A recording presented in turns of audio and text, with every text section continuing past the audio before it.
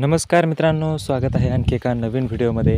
मित्रांनो, आज चालू असलेलं जंगी बैलगाडा शर्यतीचं मैदान म्हणजे फुरसुंगीचं. मित्रांनो, या मैदानावर सर्व नामांकित बैल आलेले आहेत. त्यामध्येच आपला बकासूर आणि निंबाळकर सरांचा सर्जासुद्धा मैदानावर दाखल झालेले आहेत. मित्रांनो, गट क्रमांक 2मध्ये अतिशय जबरदस्त अशी लढत झाली. एका बाजूला होता बकासूर आणि राजा, दुसऱ्या बाजूला होता निंबाळकर सर यांचा सर्जा आणि लक्षा.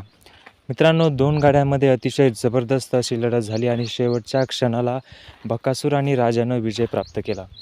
मित्रांनो, ज्या वेळेस विजय प्राप्त केला त्यावेळेस समालोचक काय बोलले व्हिडिओमध्ये पुढे पहा.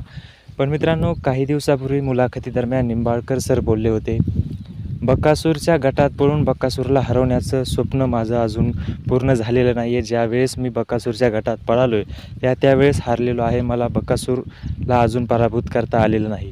तर मित्रांनो, आजही तेच झालं. निंबाळकर सरांचं स्वप्न हे स्वप्नच राहिलं आणि बकासूरनं गट पास केल्याच्या नंतर समालोचक काय म्हटले पहा व्हिडिओमध्ये समोर. अलीकडे सर्जा, पलीकडे बकासूर.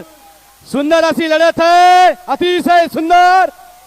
स्वप्नच राहणार अशी लढत झाली.